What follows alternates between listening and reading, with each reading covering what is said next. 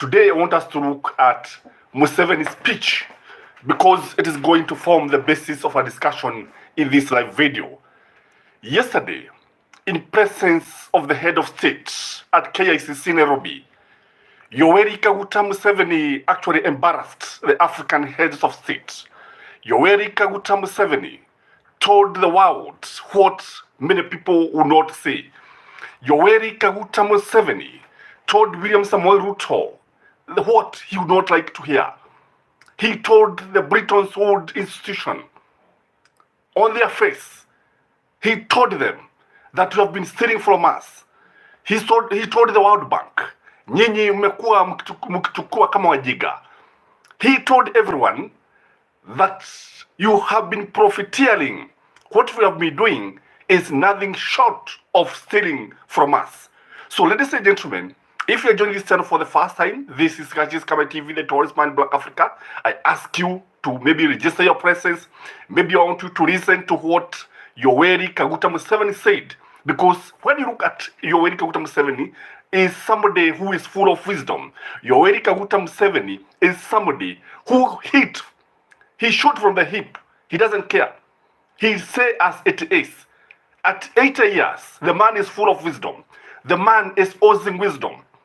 And this is what many African heads of state would not dare to say because of fear of the Western nations, because of fear of America, because of fear of Britain, Germany, and so on and so forth.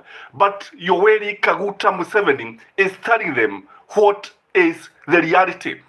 Because all said and done, Africa has been exploited by the West. And I want you to listen very carefully to Museveni. Listen.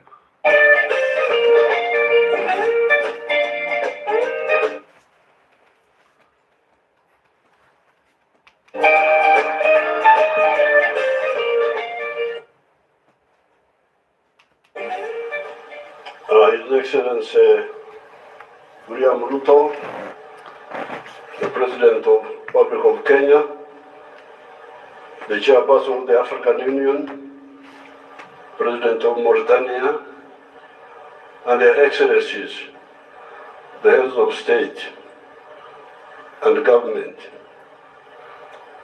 This is a topic I can speak on for the whole day. I'm therefore glad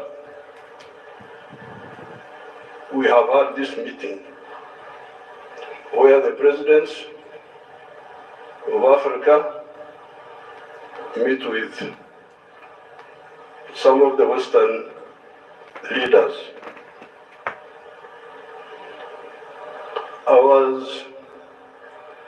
The crisis which is in Africa today is because of philosophical,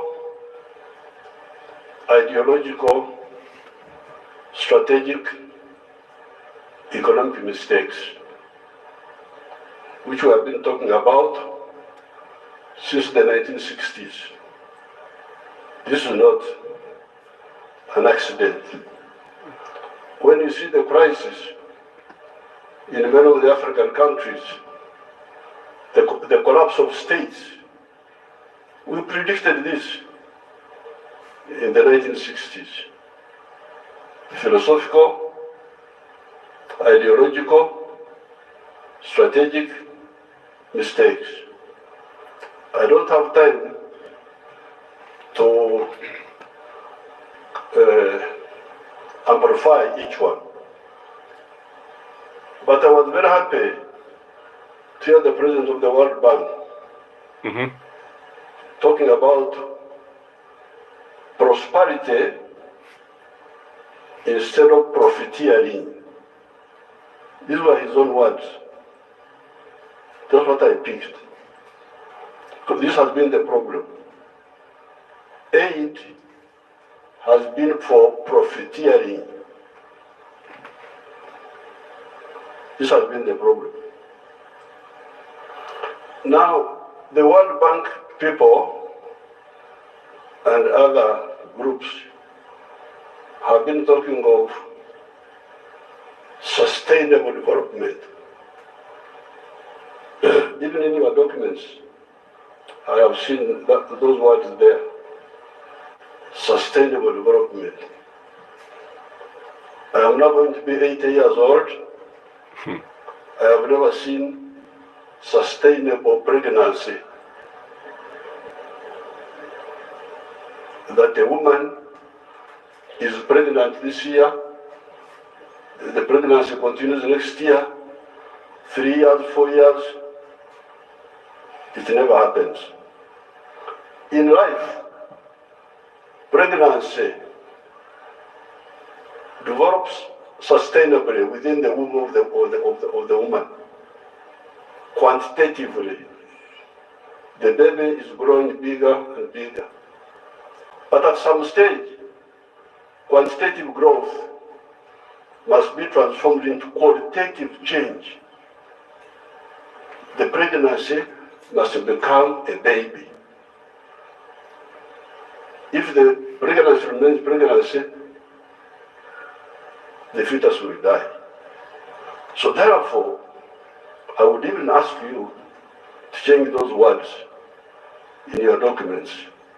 Africa does not need sustainable, what?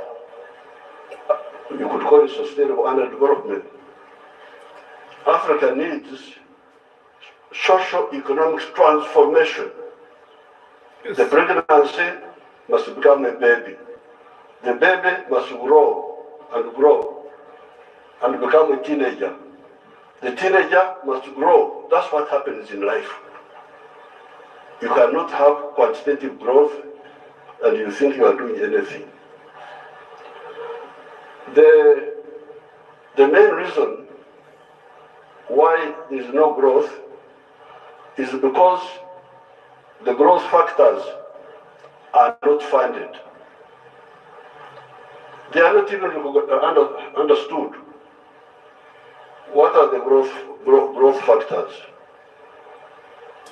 We now talk of private sector-led growth. Yes, but for the private sector to grow, what does it need? It needs low costs of production. Exactly. Ministers of Finance, low costs of production. And what are the low costs of production? Number one, transport. You must have low transport costs. Where do low transport costs come from? From the railway. If you don't fund the railway, how will you get low transport costs? Wonderful people, Banco Mundial, IMF, all this. Where will low cost of production come from if you don't have a railway?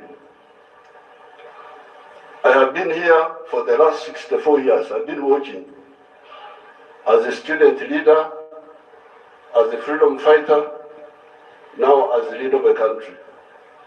How many railways have been constructed or funded in Africa?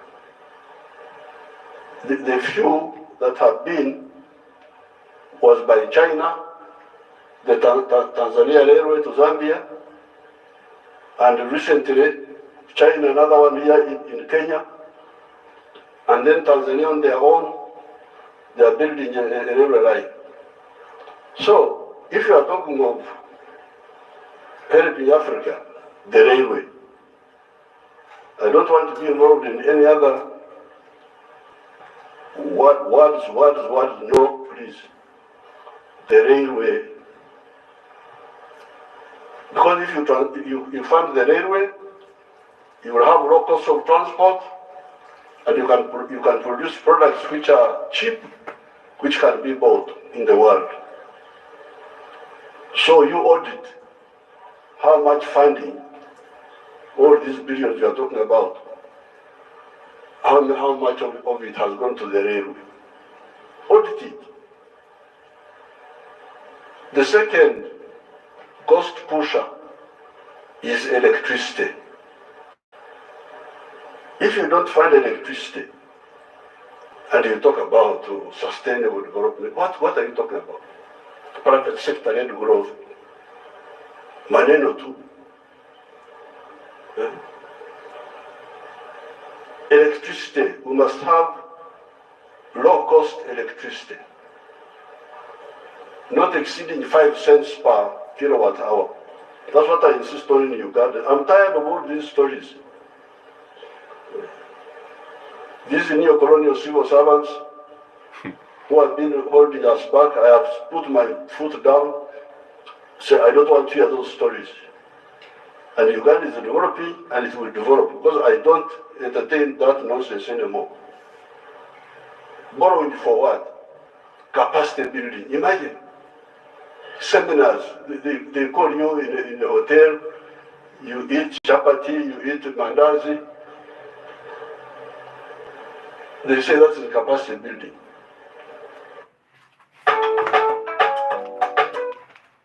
So, ladies and gentlemen, that is Yoweri Kaguta Museveni, and he has a point. That is Kaguta Museveni, who is telling us how America, how developed countries have been stealing from developing countries. That is why he's talking about the World Bank and the IMF even funding capacity building. Imagine, funding capacity building for people to meet.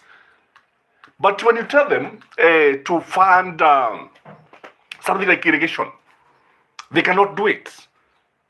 When you tell them that Africa needs cheap transport, and this one can only be achieved through cheap railway, they cannot do it. That is why you realize that in Africa, we have had very, very few new railways. But if you go to the Western countries, you realize that railway transport is fully developed because it is cheap compared to other forms of transport. So Museveni is telling these African heads of state what they don't want to hear. He is telling them that America is in business.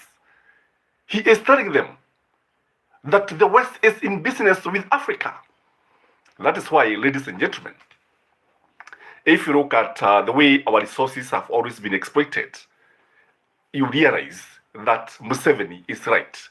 When you look at the interests of the Western nations, as far as elections in Africa are concerned, you now understand why Museveni is talking like that. Because if you look at the Western countries, they are not very comfortable with Yoweri Kaguta Museveni. They are not very comfortable because he speaks the truth, because he tells them as it is. But now, when you look at these issues of, for example, look at the issues of lands that is happening in Africa, many parts of Africa, Kenya included. Umeona hawa Maragapi. How many times have you seen even the Western nations talking about it? Zero. They cannot talk about it because they want Africa to be destroyed completely. Once it is destroyed by natural disasters, then they can come in and start funding to make profit. That's the way they work. And even this issue of climate change, you know, Africa, by the way, Africa, you don't have any problem of climate change because the pollution that comes, the pollution that you have been seeing is as a result of industries in Western countries. Go to China,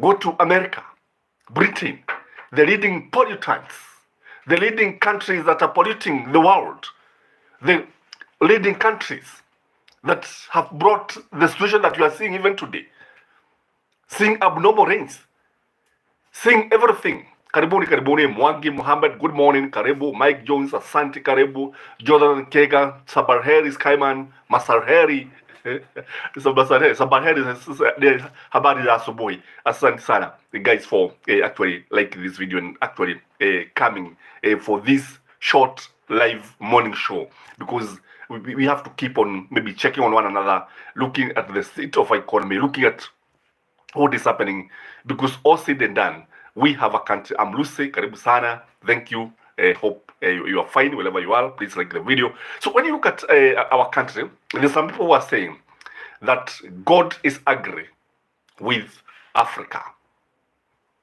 God is angry with specifically Kenya, because Kenya seems to be the one that is suffering the most. When you look at the way Mother Nature is responding, the way that now nature is claiming its territory, because actually nature is claiming its territory. Many people are saying that God is not happy with Kenya and God is punishing Kenya. Do you think it is a case? But when you ask them, why do you think God is happy with Kenya? Why do you think God is not happy with Kenya? And they'll tell you a number of reasons. Number one, there are those who are saying God is unhappy with Kenya because of corruption. Yes, because of corruption, God is telling you that because you are now stealing, even which you are not supposed to steal, like now the riparian land, you go and take over land that is meant for rivers. That is why now the rivers are claiming their own. They are claiming what belongs to them. So people are saying that God is not happy with Kenya. The second reason why God is not happy with Kenya is because of a rigged election. Do you think it's the case? If you ask most of the Azimio supporters, they will tell you whatever we are experiencing hadi machozi ya Mungu.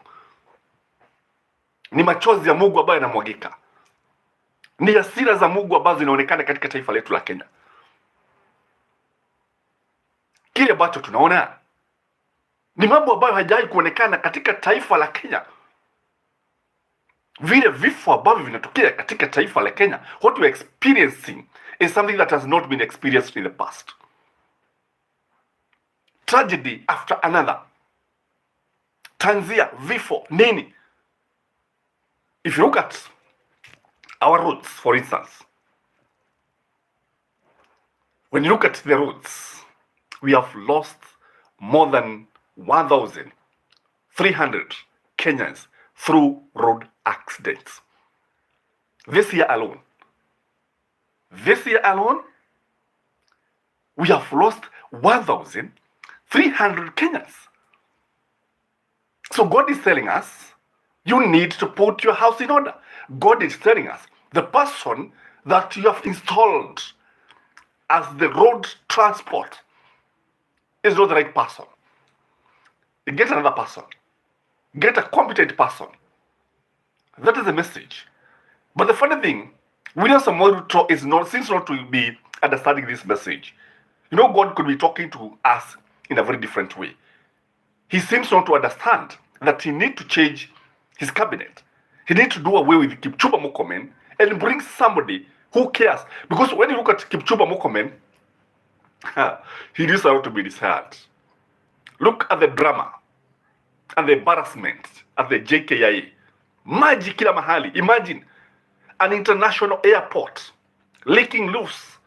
An international airport. Maji kila mahali. From the roofs, on the ground, kila mahali. All the terminals, kila maji yametapaka kila mahali. And when you ask Kipchumba Murkomen, he starts complaining and say, hii ni mambo ililetwa na Uhuru Muigai Kenyatta. Hii mambo ya airport, wanatuambia ililetwa na Uhuru Muigai Kenyatta. But the last time you checked, Uhuru Muigai Kenyatta handed over power, the mantle of leadership, the Bible, the Constitution, the sword, everything, to William Samoei Ruto. And William Samoei Ruto appointed Kipchumba Murkomen, the former Eregeyo Marakwet senator. But he has proved to be very, very incompetent. Not once, not twice have we seen him promising that this thing would be solved. Mtaona new rules, mtaona mambo fulani fulani. But he seems to be clueless. He seems not to know what he's supposed to do. So the same now is repeated on the road. So you look at air transport in crisis. That's why the airport, we have the leaking roofs, we have the walls, the maji kila mahali. Now you come to the roads, accidents. accidents, and it is repeated. Na sasa anajitokeza sasa anasema sijui school buses, sijui what, sijui speed governors, sijui surveillance cameras, sijui. You see, very clueless. But William Samoei Ruto is there, but he seems not to be listening to the voice of God. God is telling William Samoei Ruto, Mr. President, fire your CS transport. Mr. President, sack Kipchumba Murkomen. He is not delivering. I don't know whether it is incompetence, but if you ask me, this is as a result of corruption. Corruption and its ugly face. Corruption is eating everything in our country. Poor maintenance of the roofs. Poor maintenance of an international airport is embarrassing. It is affecting our economy. It is a bad picture. It's portraying a bad picture if you ask me. Again, ladies and gentlemen, when you look at our country, the floods that we are seeing, as people say, ni machozi ya Mungu, it is as a result of the way we have carried out ourselves. If, for example, if you look at somebody like Johnson Sakaja, the Nairobi governor, you see, he also leaves a lot to be desired. Clogged drainage. That is why water is everywhere in Nairobi. Junta, we need a new regime. Simple. Otherwise, tutaogea hadi 2027. You know, the problem, junta, with our country and our voters, because somehow we must also blame ourselves. We have a very good constitution. If you read chapter 6 of our constitution, it talks about leadership and integrity. Those people who must be elected into the 4 offices must be people of high integrity. Their character must not be questionable.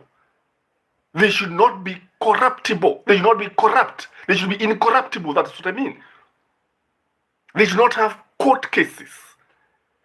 Their past records should be clean. But look at ourselves.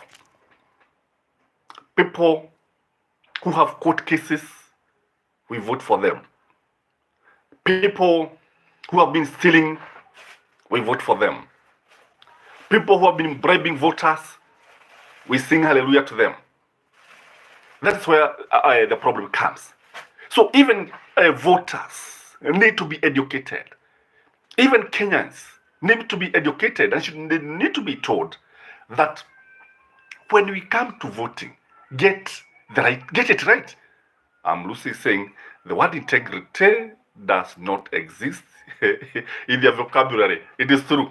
You know, if you only need to look at the cabinet, Juta is saying, Skyman, the development of a city is not by its high-rise buildings, but the quality of its drainage world over. It is true. And even the transport, by the way, the transport system will tell you everything. Because as one George Bagara yesterday was telling us, yesterday's video, he was telling us that when foreigners comes to Kenya, they say the country is very good. But there's one problem, transport. Transport is in crisis in Kenya, in the city.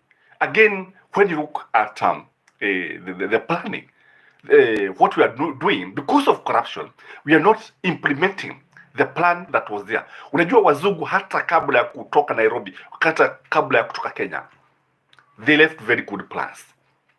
Road plans, barabara hii itapita hapa, na ukienda you find the beacons that were put there by mzungu those many years. Hizi nyumba, like now when you look at Johnson Sakaja is saying that in Nairobi you are free to build a house, hata kama itaenda ghorofa 100 is okay, without caring about the availability of other amenities like water. They don't care. And that is why you see in many estates in Nairobi, in many estates in Kenya, despite the heavy rainfall that we are seeing, bado kuna mitaa ambapo the taps are dry. That is the irony of our country, kwamba bado watu wanalamika. Utapata watu wakilamika kwamba tuko na shida ya maji. Imagine watu wakilia wakisema kuna shida ya maji, na wakati ambapo nasema we have dry taps, we have rain all over, but they cannot be able to harvest this water and use it in the right way. Utaona after this, utaona one thing, utaona Kenya na mataifa mengine, they start begging food, crying that we have no food, we have nothing, because of poor management. So when you look at William Samoei Ruto seems to be overwhelmed, if you ask me. He seems to be overwhelmed. You know, uongozi, and I think Daniel Toroitich Arap Moi used to tell Kenyans that leadership sio mchezo. And for sure, if you look at William Samoei Ruto, you see William Samoei Ruto needs to be assisted. Because if he continues like this, he needs to be assisted. And the only people who can assist him is having a competent team in his cabinet. If he has a competent team in his cabinet, he can get it right. But now, the way things are, he cannot get it right. You know, if you continue the way we are doing, because if you ask me, Junta he is clueless, not overwhelmed. He needs to leave power. Maggie is saying, not overwhelmed, but unfit to lead. He is incompetent. I think the word is incompetent. And I think when you look at this, you realize, for example, he seems not to realize that the Bretton Woods institution are there to exploit Kenya. They are there to do business with Kenya. And that is what Museveni is understanding, and that is what our president is not understanding. So again, when you look at it, you realize that it's like he is still in the miasma of the celebrating the win, the victory. He's still actually celebrating. Now, some of these leaders, even up to this point, bado hajaamini ya kwamba walishinda. And that is why they have continued with the campaign. Imagine, they won the election, and they were in the campaign mode, and now after William Samoei Ruto was declared the president, he started campaigning. He continued with the campaign. So when you look at William Samoei Ruto has been campaigning since 2013. How do you imagine? 2013, for 11 years now, on the campaign mode. So that is why things are becoming very, very difficult in Kenya. Because everything, kila kitu ni siasa. Kila kitu ni utapata doge langu nini, the size of my potato. There's a problem. And when you look at our government, like now, we have heads of state meeting in Kenya. They are at KICC. And that's why I gave you that speech to listen to what Museveni was saying. But what we are saying here is that even that meeting has been funded, maybe by this Bretton Woods institution. But ask them to fund something that is productive. They won't. Because even for them, they want money. They want kickbacks. And by the way, when you look at history ya Haiti, say mambo yalienda vipi? Have you been following the story of Haiti? But although it look like they are reconciling Haiti, it look like they are likely to have their way out. They are likely to maybe to agree on some issues, the way things are unfolding. But when you look at William Samoei Ruto, ukiangalia utaona kwamba our country walijitokeza haraka sana, na I think that is where we have been getting it wrong, because when you look at our foreign policy, especially when you look at UDA foreign policy, it look like it is poorly defined. When you look at it, it look like they have, it's not something that is well thought out. It's haphazard. Yani, kitu kitokea, nasikia Moses Kuria anasema hivi, William Samoei Ruto anasema hivi, Gachagua anasema hivi. There is no clear strategy on how they are going to approach even some of these issues. So, I think leadership is an art. And not everybody can become a good leader. Not everybody can make a good leader. And unless and until a person is tested, na watu waangalie waone huyu mtu anaweza kuwa kiongozi mzuri, basi tunaweza kuwa na shida kubwa sana. And you know, one thing I know about UDA does not like to be reminded about the history. Nataka kusikia history. And I've always told you that it's by learning history that can be able to understand the present, the future, and even predict the future, and understand why we are where we are. For example, if you try to remind them about their past, then that is where the debate will end. Because some of them, ukiangalia wengi walikuwa na makesi kotini, wengine makesi ambayo yanafaa kuwa mtu anafaa kuwa jela, but they don't want to listen to this. They don't want to listen to this. And if we don't check the background, if you don't look at what people are doing, then we will end up actually repeating the same mistakes.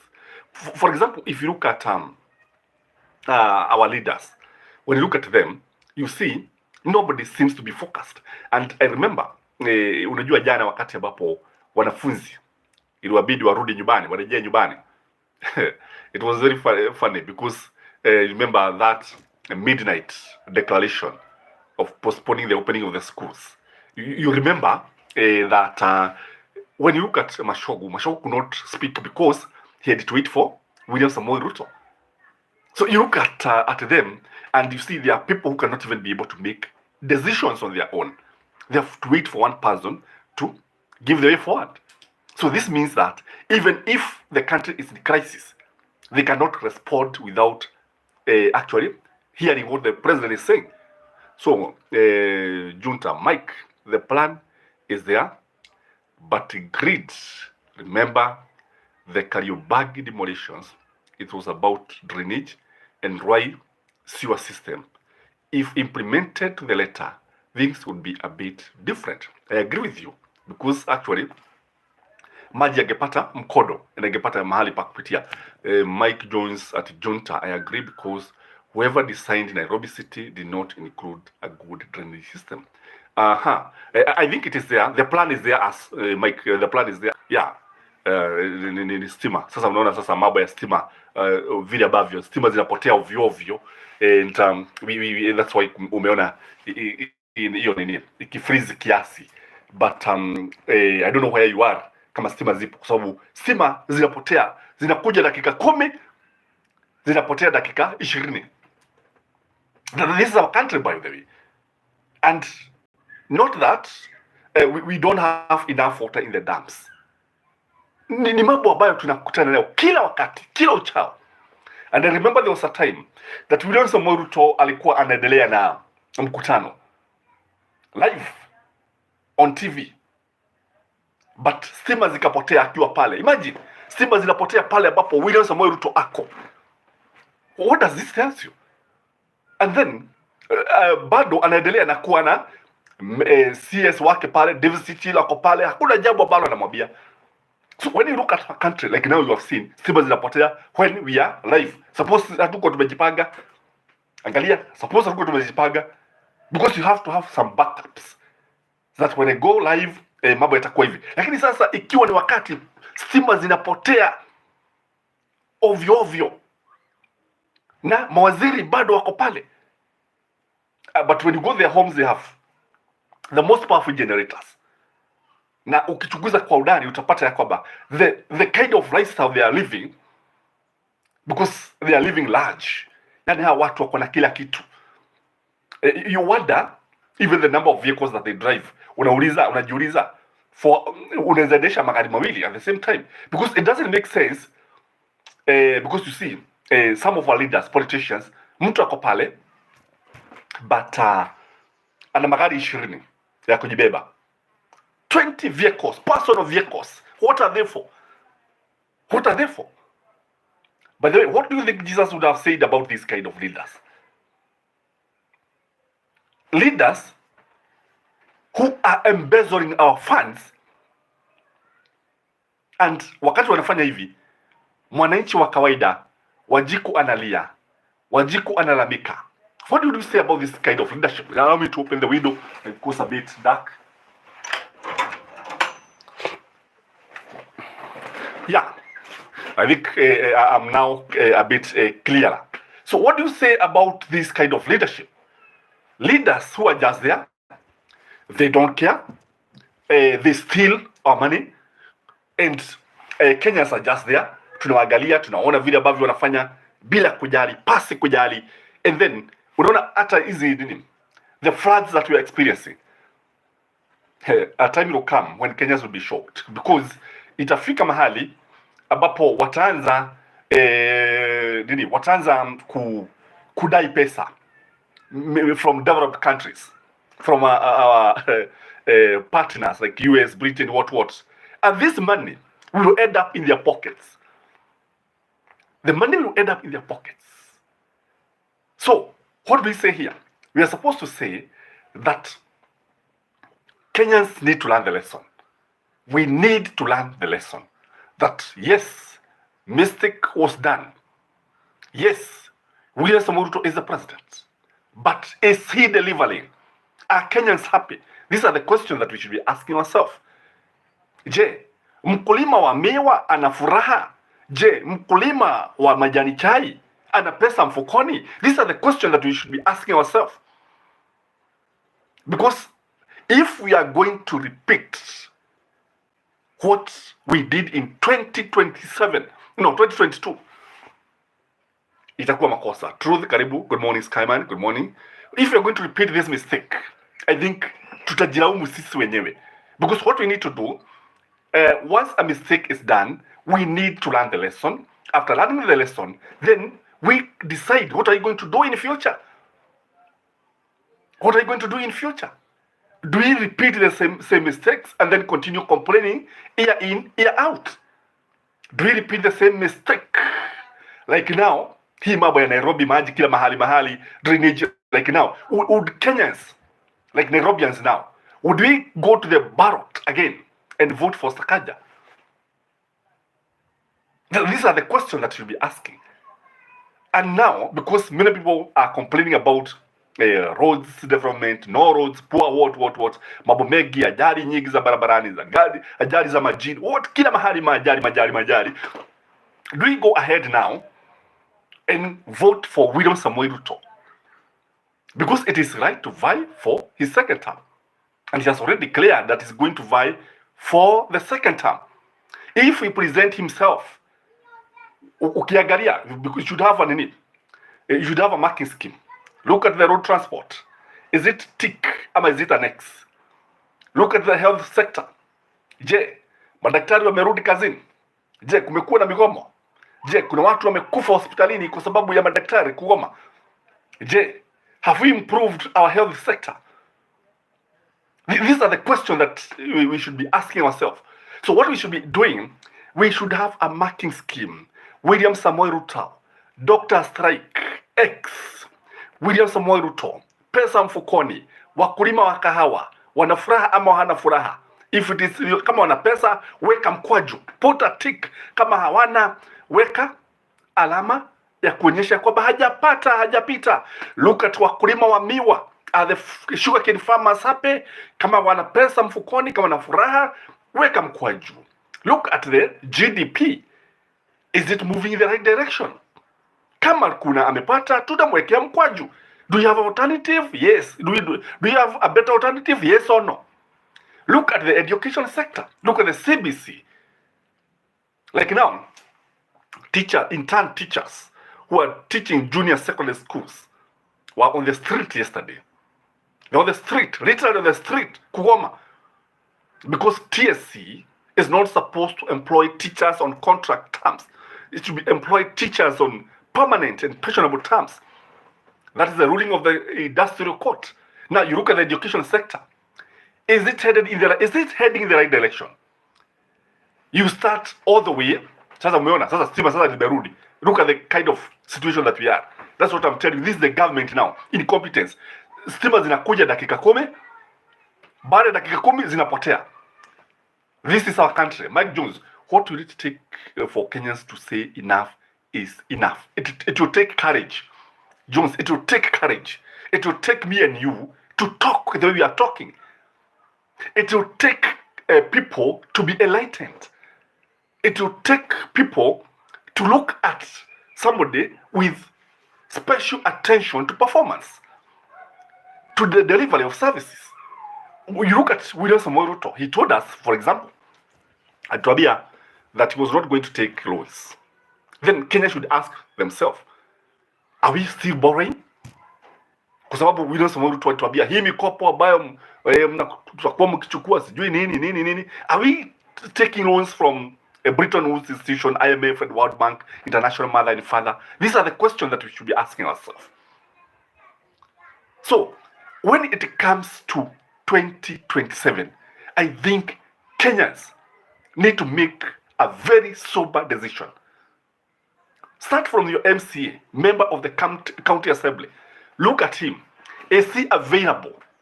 Like now, where is your MCA when the roads are impassable? In fact, I remember I saw somewhere a group of people in an estate coming together, which is okay, to make the road passable. When this is happening, the governor is just there. The MCA was approached to go and talk to the governor so that they can be facilitated with makatapila nini. Wakasema watajitafutia sijui mawe nini. But the governor, the MCA was not available. This is what we mean. We are not asking for too much. We are asking for facilitation. If with the MCA, you connect the people with the government. You are the bridge. And when you are needed, do what you're supposed to do. When it comes to the member of parliament, we know very well your work is oversight. We know very well your work is to make laws, to amend law, constitution. We know this separation of powers.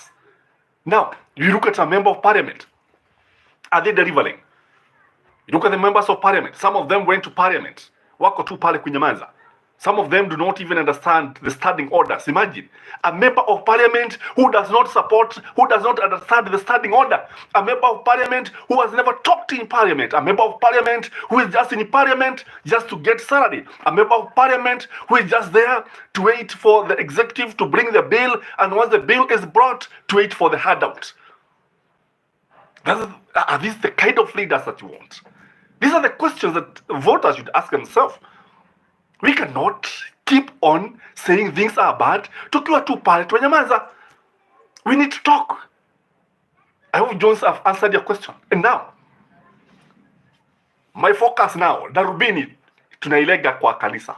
And I think truly talk about this. Allow me to still give more intake.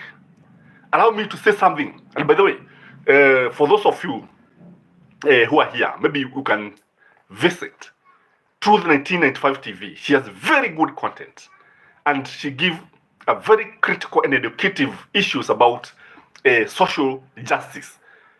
Now, this is now about the church. The church is there. Mko wengi sana. Makanisa ni mengi sana. Mengi ukiangalia. In fact, if you look at Kenyans are very religious. Tuko na makanisa mengi. Let me not even mention them because the list is long. Cannot even finish mentioning the number of churches in Kenya today. Christians gather every day on Sunday, others Monday up to Sunday. We go to the church every day. We meet there. We give our tithe. We give our offerings, development funds, birthday money, sijui nini, kila kitu. And now here mwananchi mpiga kura Mkristo ako hapa ameathiriwa na mafuriko. Where is the church? That's the question. Where is the church? You see, some of these churches, they have schools, they own schools, they own rental premises, they own hospitals, others own morgue. In a nutshell, they have a lot of income. But now, wafuasi wao wameathirika sana tena zaidi.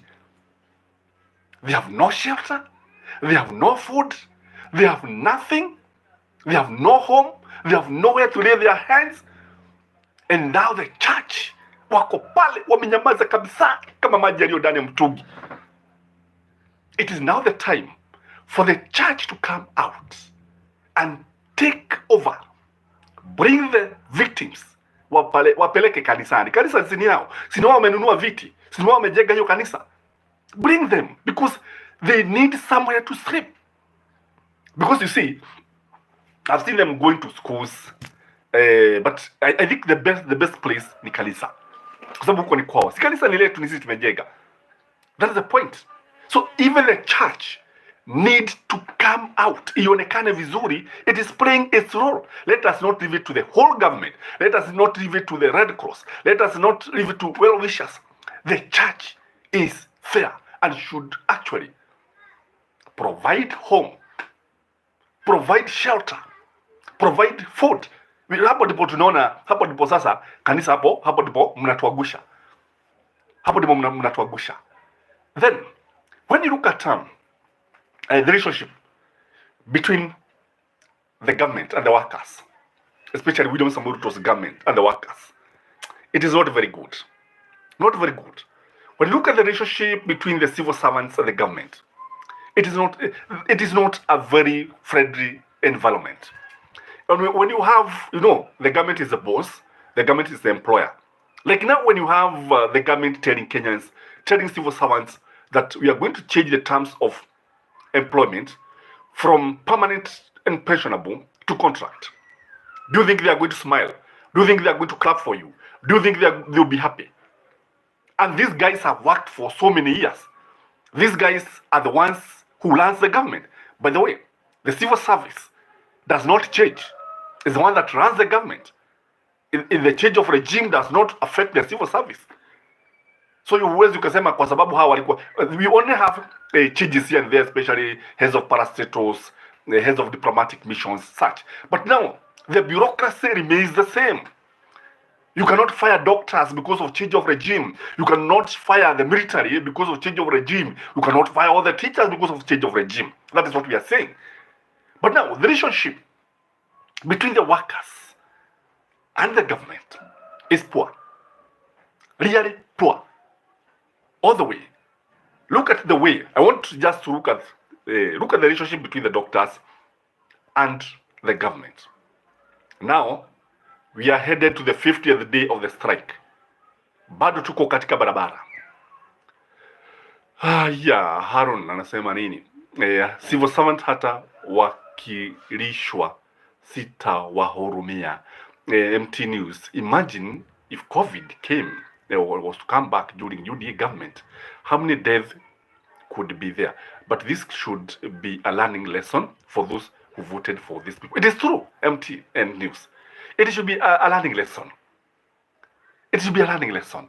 Because you see, like now we have seen the crisis, instead of William Samoei Ruto kwenda kuwafariji waathiriwa wa huu mkasa, kwa sababu huu ni mkasa, William Samoei Ruto can only meet the heads of state, cannot even get some few hours kwenda kujionea yale ambayo yanaendelea pale, even sharing some of his, because some of these leaders, because they have a lot of property, they have, wako na pesa nyingi sana, wengine wako na mashamba mengi sana makubwa, they have a lot of properties. Why don't they give, like now, some of their hotels, some of their hotels to these people, victims? And I also proposed here yesterday that these affordable houses, should be given to these people, because you see, we have completed, the government of William Samoei to have completed so many affordable houses. So why are these not houses given to these people? Let's give them the people. Let's be genuine. Why wait until now? Because kile ambacho tunangojea ati tuuze hizi nyumba. We don't need to sell them when we have people who can take them, who need them. And maybe, who knows, maybe this is why we are constructing these houses, because of this impending disaster. By the way, according to the meteorological department, this is something that is likely to go for the next 2 weeks. And I think we need to be very, very careful. We have to be very, very careful as far as this disaster is concerned. And those people who live in places like some places in Kisii, Murang'a, and even some parts of Kiambu, we need to be extra vigilant. And I think because you see, like now they were telling us what happened in Mai Mahiu. They were talking about at the old Kijabi Dam, but our investigators realize that we don't have such a dam. We don't have such a dam. What happened is that water was able to collect mahali ambapo the water had blocked a railway. There was a tunnel. And what happened is that because of that blockage, maji yakawa ni kama kulikuwa na a lake now. It is this water that was able to break what they are calling the breaking the banks. There was not such a dam. So what we are saying, we also need to get our facts right. But okay, MT, the man has any knowledge in leadership and management. He appointed the most clueless, corrupt, and cutting deals. Mary Muluka. This is the first time I've made it to your live stream. Gachie Skyman, karibu sana Maria. I'm happy that you're here. Please like the video and share it because we are here to discuss what is happening in our country. And at this time, sometimes for those of you who can, you can also actually visit these people. For those of you who can be able to provide blankets. They need blankets. They need food. And for those of you, I'm saying those of you who have extra houses, invite them. Some of them are children, by the way. Some of them actually need money to go back to school. And unajua, when the government was telling people to go to school, because what happened, because this confusion of students going back to school was as a result of a confused leadership. Because when you look at it, Berio Kipsang, who is the principal secretary in education, was telling Kenyans, Mabo, shule zitafunguliwa kama kawaida. And the minister also had said the same. But now, some of these students who are opening their schools are the ones who have been affected. They are the ones who are in camps. They are the same people who attend to go to school. And you see the confusion. And then the William Samuel Ruto was here with all the intelligence and all the advice from the Met department, and was told what is happening here. You are facing a catastrophe. If you allow the student to go to school, you are likely to be blamed, and things are not going to be well. They are not going to be good on your side. Haron, how can Ruto steal their money? Eti anawajegea manyumba na wakakimia. They could have paralyzed government running Ruto, piga magoti kwao. It's too late for them to fight their survival. But Haron, let me say this. I agree with your sentiment. But you see, two wrongs cannot make a right. They cannot make a right. And unajua tunasema kwamba mgala muwe na haki mpe. Sometimes you see, some of these civil servants are very helpless. Very helpless. And because the case was in court, and knew, maybe I'm not a but when I look at the situation, the way it was handled, initially, the court declared it unconstitutional and illegal. So the civil servant could not go on a strike when already the court had pronounced itself. But again, the case is still in court, and we are still waiting. But the funny thing is that William Samuel Ruto is still taxing them. And we have always said that the problem is not taxation. The problem is over-taxation. Because taxation should come with representation. Taxation should come with development. Because you cannot tell me that you are taxing me sometimes in a way that doesn't add up. Sometimes unapata like now unapata mtu amekatwa pay as you earn, or is it pay as you suffer? I don't know whether it's pay as you suffer or pay as you earn. Hizo pesa zimekatwa, unaenda the same money, unalipa nyumba, pesa zimekatwa, mafuta unaenda kwa petroli, mafuta vile vile. So you see, the issue of taxes in Kenya is something that need to be addressed, because you find kuna watu ambao wanalipa the same tax mara mbili ama mara tatu, and the government is very happy when this is happening. Again, when you look at the way these issues have been handled, utapata it look like some people from certain regions are the ones that are being affected compared to some regions. For instance, for those of you who have business in Nairobi, those of you especially who have businesses in, I want you to maybe to comment here. If you have a business in Kirinyaga, tell me, if you compare the time of Uhuru Muigai Kenyatta and the time of William Samoei Ruto, when was the business profitable? If you have a business in Kamukoji, if you have a business in Gikoba, if you have a business in Nairobi, generally, tell me, is it, are you enjoying more, are you getting more profit? Is the business profitable? compared to that time? These are the questions that should be guiding us now when it comes to 2027 general elections. Because all said and done, if we get it right at the top, this country will be a heaven on earth. If we get it wrong at the top, this country will remain a hell. It will remain a hell on earth. Even because, you see, imagine some countries like Japan, and those of you who come from Japan here, if you're here, maybe you can let us know. We have seen earthquakes in Japan. We have seen tornadoes in America. But we have seen the countries managing them and coming out sometimes even stronger than they were. What about Kenya? No, France. You know, something like France, when you look at it from all angles, you see a lot of incompetence. Unajua kuna mambo mengine, like now, if a volcano erupts, there's nothing you can do about it. Maybe it could have been predicted by the geologists that such and such a mountain is likely to erupt because of A, B, C, and D. But now, even when you are told that, you need to take some precautions, maybe move away. But now, angalia sasa hii mambo yetu, we are unable to handle some of these things that ni mambo mengine ambayo tunaweza kukabiliana nayo na tukayashinda na tukatokeza kama washindi. And from all angles, when you look at the government of William Samoei Ruto, you see a government that needs to do a lot. If William Samoei Ruto is going to make any impact by 2027, there is a lot of him. There's a lot that he needs to do. From all the ministries, you look at all the ministries. Sasa ukiangalia kwa mfano, like that death of Chief of General Staff, Ogola Francis. When you look at it, you see it is something that came because of insecurity. It's the result of insecurity in the North Rift. So, what have been done since then? Now that Ogola died, and he died while was going to supervise the construction of schools. And the construction of schools is coming because they have been destroyed by the bandits and the cattle rustlers. Now the question is, what have we done about it? Are we waiting for another person, another senior person in the military to die?